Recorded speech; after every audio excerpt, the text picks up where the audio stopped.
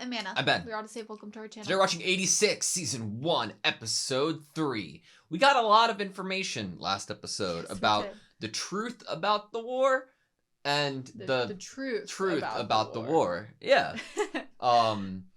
I didn't expect to get that so early into the series. I thought that might be like an overarching mystery for a little bit of what the truth is. Together. But man, it's so interesting. Lena has so much information and like such an avid, I don't know, perspective and stance against what should be happening, and is so vocal about it and is in the position to be so vocal about it. But it did lead us to the idea of there being a consequence for those actions. Yes. Obviously, Lena's pretty confident that with her uncle in charge, nothing too severe will happen, but am scared.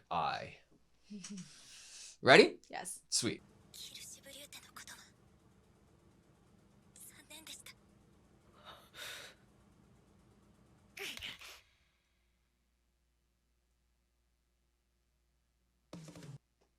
Okay.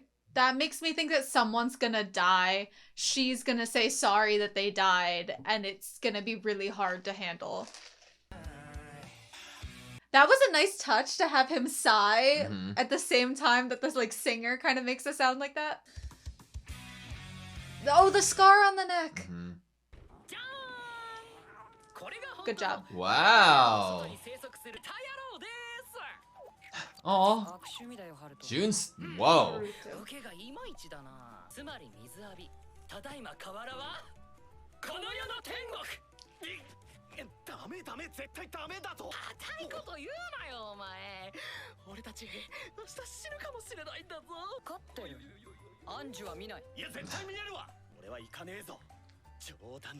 Oh no.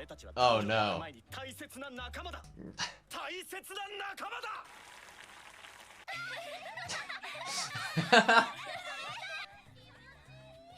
Purple hair. Yeah. More than silver.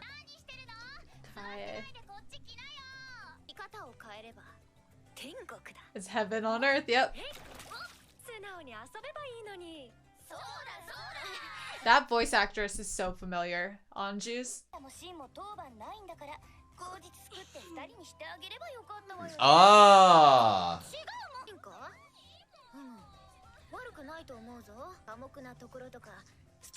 Yeah, he's perfect. Oh no.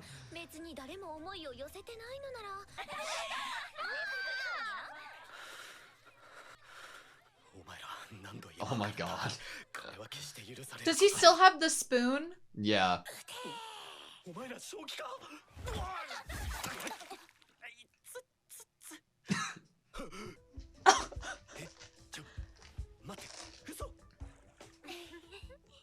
Oh god. Jesus.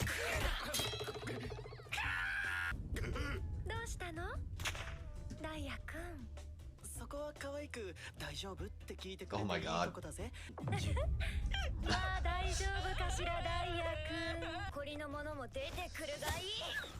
I love that they know. Reprimand them now. Punishment.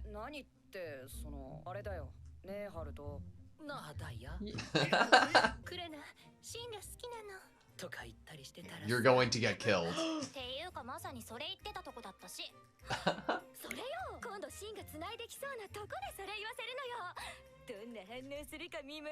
Meddlesome! Oh my gosh.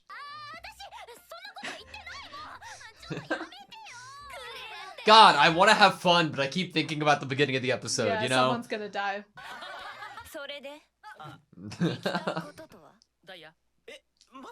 Yes. It's always going to be you.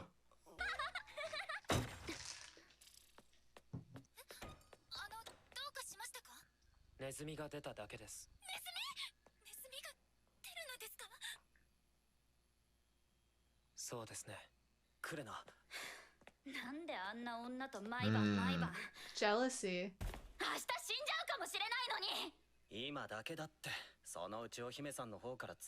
Princess. Break her. He doesn't want to do that.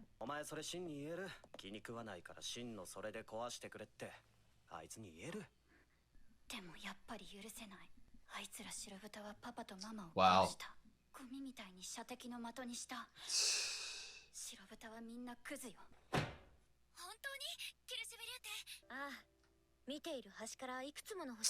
That's the one that dies. Yeah. Shit.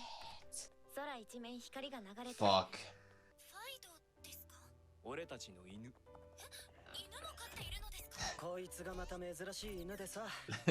It goes beep. It's interesting that that's the only automated machine, right?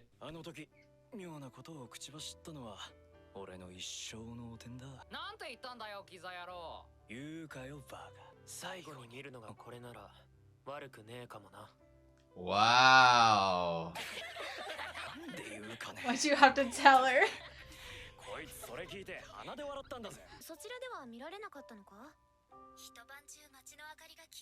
Wow.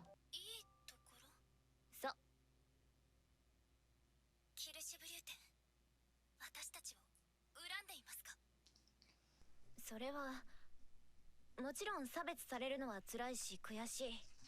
AT6 は人間じゃなくて家畜だから構わないとかいうような奴らのことはやっぱり好きになれないな。あなたたちアルバの全員が全員悪人じゃないというのも分かっているんだ。AT6 の全員が必ずしも全員 Just like not all 86 are good. 私は AT6 の中でも珍しい人種だったから。収容所でも以前の隊でもいろいろあったよ。もちろん私だけじゃないだろうし、同じようにアルバにもいい人がいるのは、まあ私は会ったことがないけど。She had a card that had a Reaper on it. 分かってはいるんだ。だからアルバというだけで恨んだりしない。ではその方々には感謝しないといけませんね。Wow, the twitch. ハンドラーはあなたに少し興味が湧いてきた。私からも一つ聞いていいかな。はい、なんでしょう。ねえ、レーナ、なんで私がこの半月出撃回数は他の隊より多いのに戦死者ゼロなんだから。はいはい、すごい。God. So interesting they have to wear respirators in here. Tell me about a guy who I can actually see. どうして彼らにはレギオンが襲ってくるタイミングがわかるのかしら。いつだって先を読んで戦闘準備に入ってるんだから。ねえな、これ以上深入りしちゃダメ。Does she not realize how close to the battlefield they live? あったの？ディナーおごりね。これでまた力になれる。見えてないと。Do you think that this intel with the map is what gets her killed? You know? まずは先日要求の出ていた補充物資の納入日についてなのですが。申し訳ないのですが、もう少しお待ちいただければと。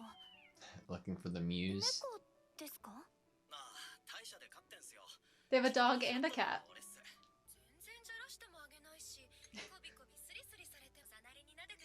I've never related so much to an anime character.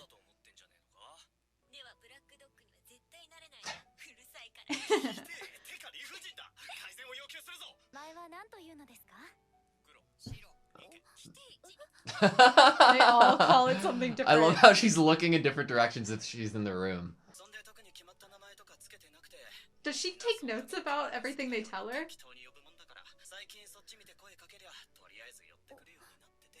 なるほど。でもどうしてそんなこと？どうかしましたか？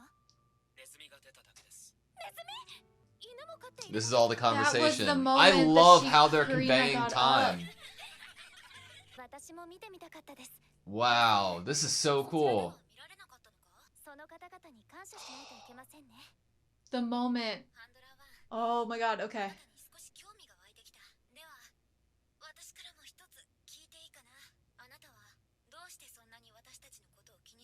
The rat too. 昔戦場でプロセス Okay. に助けていただいたことがありまして、俺たちはこの国で生まれて育った共和国民だ。国を守って戦うのは市民の義務で誇り、助けてくれたあの人のその言葉に私たちは応えねばならないと考えます。ハンドラーはあなたは少女だな。What? What?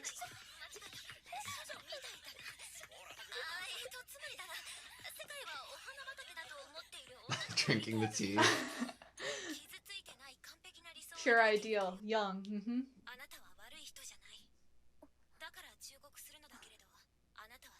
You aren't cut out for that job.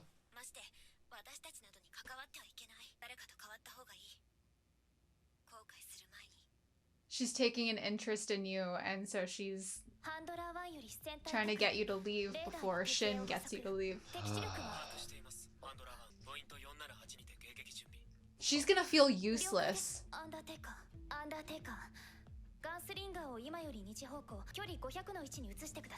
Oh no. I hope there is.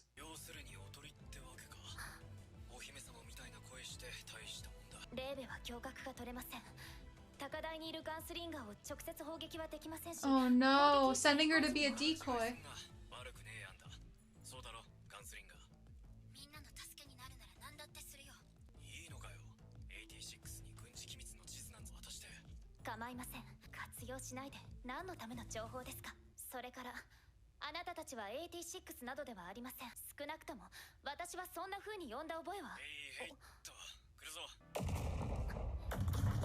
Oh man.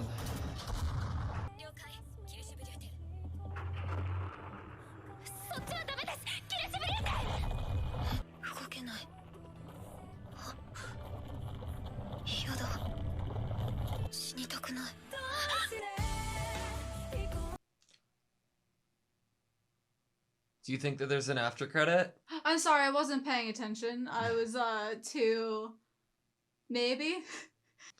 This is gonna be a wild call, and I'm probably wrong. This singer sounds like the same singer who sang the song that played when Historia smacked that thing out of that person's hand in Attack on Titan. I tried to be as vague as possible. Okay.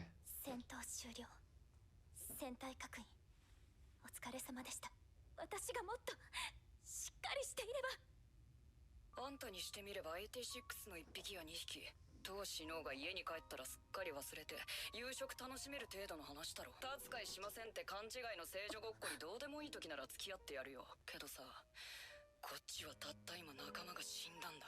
そういう時まであんたの偽善に付き合ってなんかいられないってそれくらいわかるよ。豚扱いじゃなくてじゃあ一体何だって言うんだよ。86って呼んだことはない。呼んだことがないだけだろ。Wow. 僕たちが望んで戦ってるとでも思ってるのか。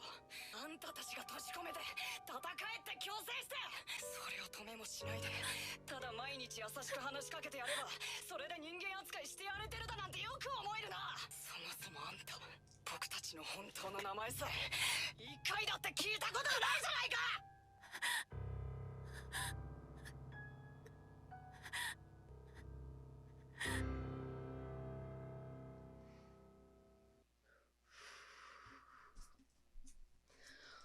Okay, that was 86. Episode 3.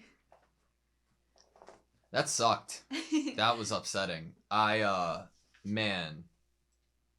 You know my favorite part of the show so far? What?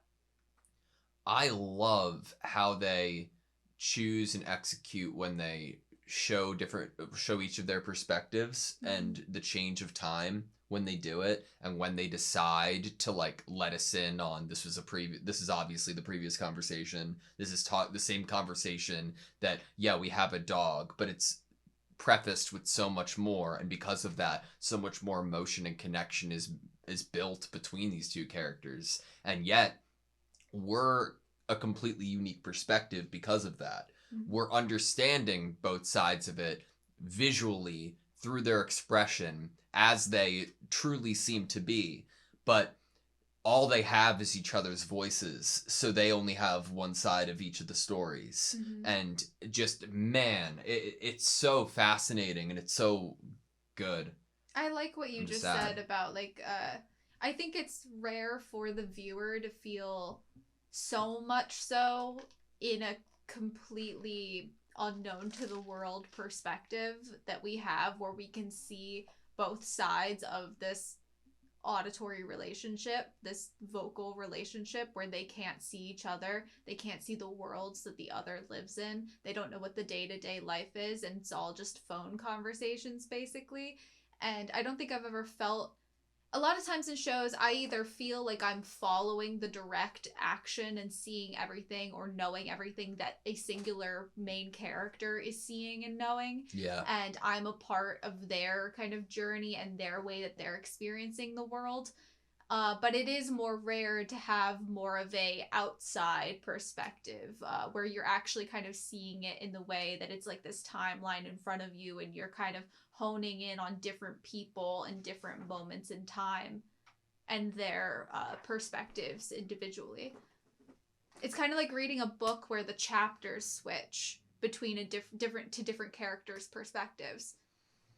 I hadn't remembered right at the start of the episode which character was Kirst Blut, or however the correct way to pronounce that is. But after realizing that it was Kaye, I was really fucking upset. Like, I really like her. I was really liking her. Because especially after...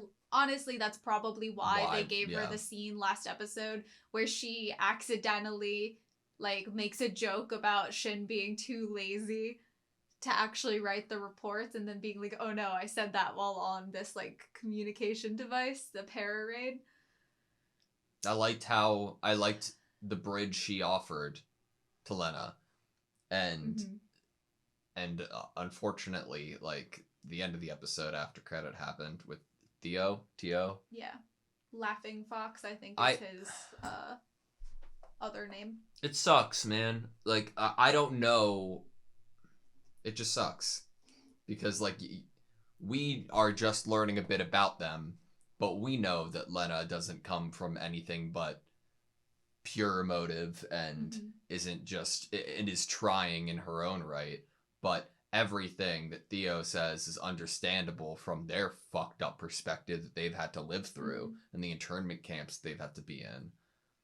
I think that everything that both Kaye and then Theo at the end say is accurate. Like, obviously Theo's, like, putting it in a much more negative lens. Like, we're changing that word choice of pure and ideal and virgin to something that's more like hypocritical, and you're trying to be kind, but what you're really doing is leaving things unsaid. Yeah. And you're not, like, addressing the fact that you're, like, aware of the harsh realities. You're not, like, saying the name. You haven't even asked us for our real names, which is, like, one of the best lines of this episode.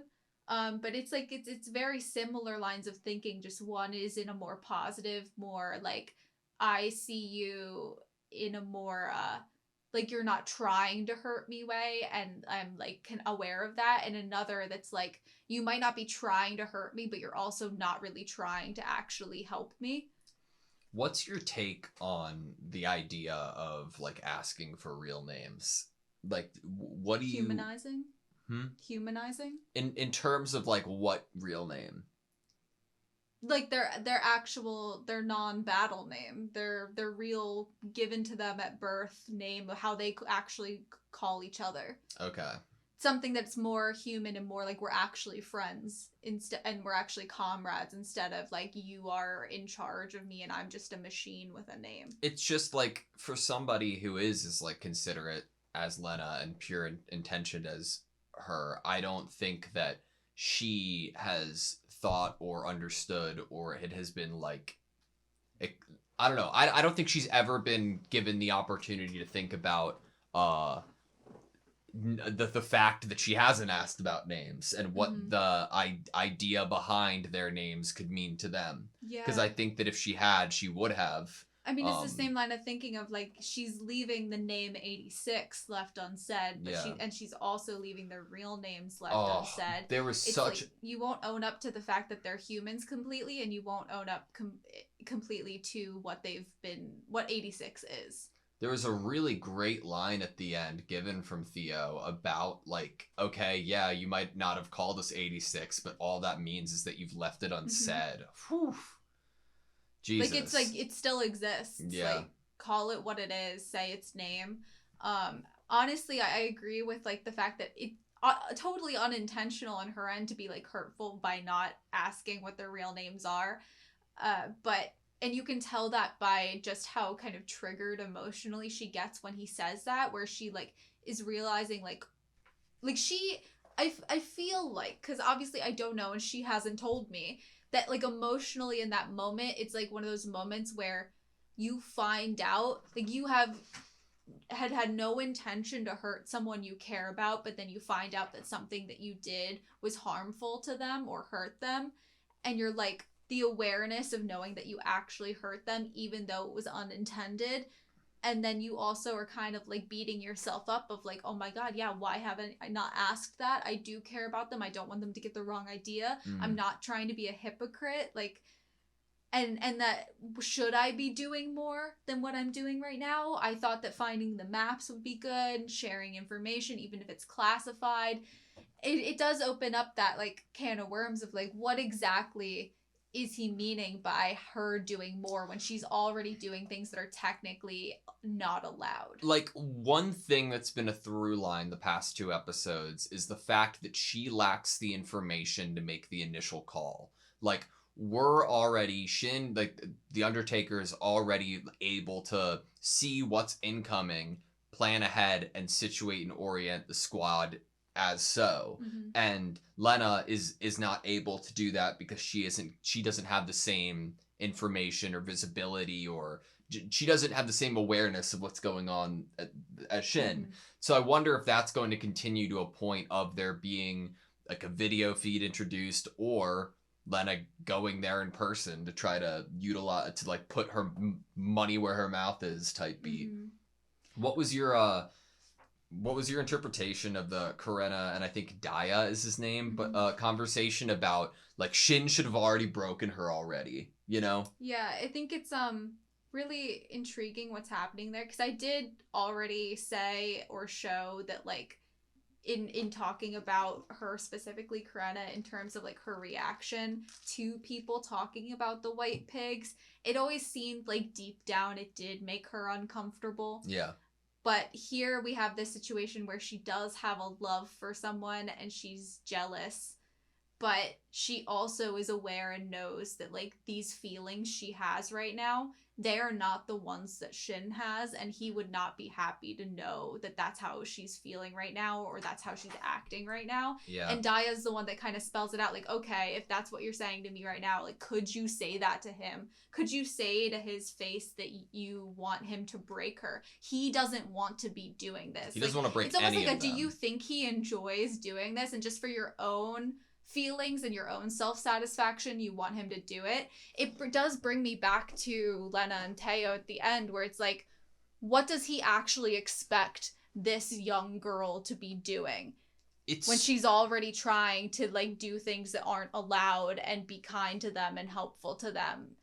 It's just like considering everything Theo said to her and how direct and blunt it was, I'm like, Jesus fuck, the question mark of what Shin actually does to break people has only gotten bigger for me. Because it's like, okay, specifically we knew, but him reiterated again, is the person to do this. What does that look like? Like, what type of verbal context could that have? I mean, the ending we got was almost breaking of someone. Yeah. Like, that's almost, we saw a character that's not apparently known to be the one that does it, doing something that if I were on the receiving end of those words and that like kind of bringing me to an awareness of my possible hypocrisy or how they might be viewing me, would probably make me, especially with a death having just happened and I feel responsible for, that might have been breaking. But that's if you're Lena, not if you're everybody else they've dealt with who all the is other not handlers her. that don't exactly. have an attachment. It makes you wonder, like, thinking about what methods would have worked on them, since we know that Lena's different. What if Shin tried to break her and it didn't work, you know? And it was met with that stern resolve. What if he, like, what if people in the squad came up to him, they were like, it was his fault, it was her fault, but I think this is when you have to break her. You shouldn't do this. He ends up agreeing with them for one reason or another, attempts it, and then in response, she doubles down her resolve, or goes there in person, or is more involved. I don't know. I mean, Kaie is the one that kind of warns her and is like, this isn't the right job for you if this is how you feel. Yeah. Because if you think about it this is a double-edged sword, this relationship that Lena is creating and forcing into existence, because like it's not only going to hurt her, but it's going to hurt them, and we're already seeing that transpire. The more that we can't actually be truly connected and on the same equality playing field, the more that getting closer as people and seeing each other as human is going to hurt. Yeah. One of the most fascinating things about this episode to me was like the posters in the background that we saw. There's one that says within the camp, like around the earth. And we saw like the cities last episode, right? Mm-hmm. But I would love to learn more about what Earth was like in the past 100 years that led them to the point that they're at now. Mm-hmm. One of my favorite moments this episode was like 13-ish minutes in, when they are wearing the respirators and looking for maps or more information to help. Lena picks up a poster that's "I want you" for the army, and you can see the flag's colors. And I think that that's really fascinating. Like the recruitment idea of a poster, probably before any of the orders it was were, before. Yeah, it was a time before. Another question I have from this kind of scene that we're talking about, where we're looking for information that we now know was probably classified, is why? Why would we not want the people that are fighting to have information to win?